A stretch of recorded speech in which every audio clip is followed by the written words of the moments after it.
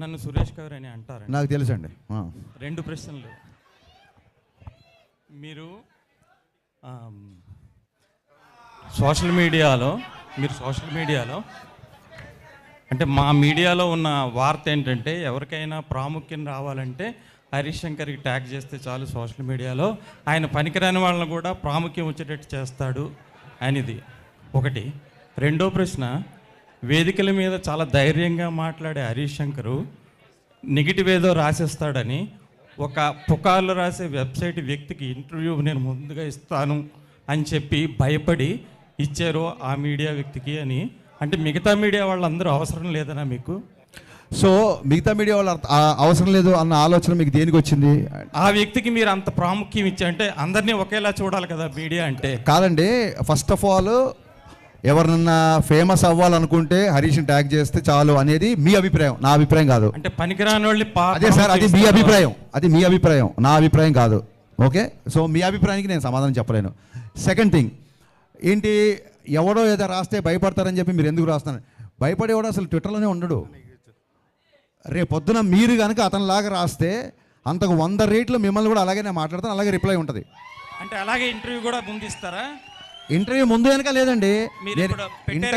వినండి, ఇంటర్వ్యూ ముందు వెనక లేదు. అతను ఎప్పటి నుంచో ఇంటర్వ్యూ ట్రై చేస్తున్నాడు. ఒక వ్యక్తి నాకు చెప్పాడు, అది నిజం కాదు కూడా తెలియదు, అతను దాన్ని ఖండించాడు కాబట్టి.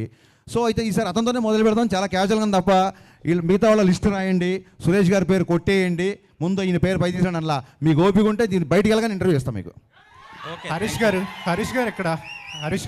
ఎక్కడ హరీష్ అన్న, హాయ్, ఐఎమ్ ఫణికుమార్ సార్. యాక్చువల్గా మొన్న ట్విట్టర్లో ఒక ట్వీట్, మీరు మోడర్న్ రాఘవేంద్రరావు అని చెప్పి సితార్ సాంగ్ రిలీజ్ అయిన మీ గ్లామర్ సాంగ్స్ ఇన్స్పిరేషన్ ఆయననా ఎక్కువ? మీరు మోడర్న్ రాఘవేంద్రరావు గారు అని మిమ్మల్ని వినండి, పొగుడుతున్నాడు ఒక నిమిషం.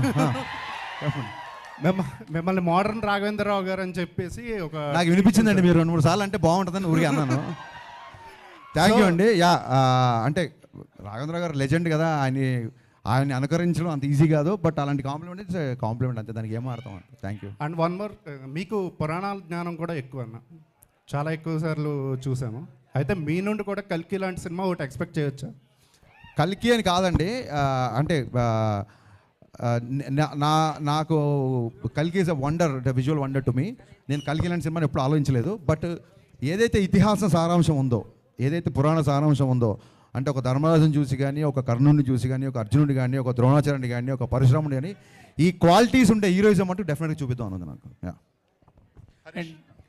జీవి గారు, మీరు గబ్బర్ సింగ్ తీసుకున్నా కూడా దెన్ గద్దలు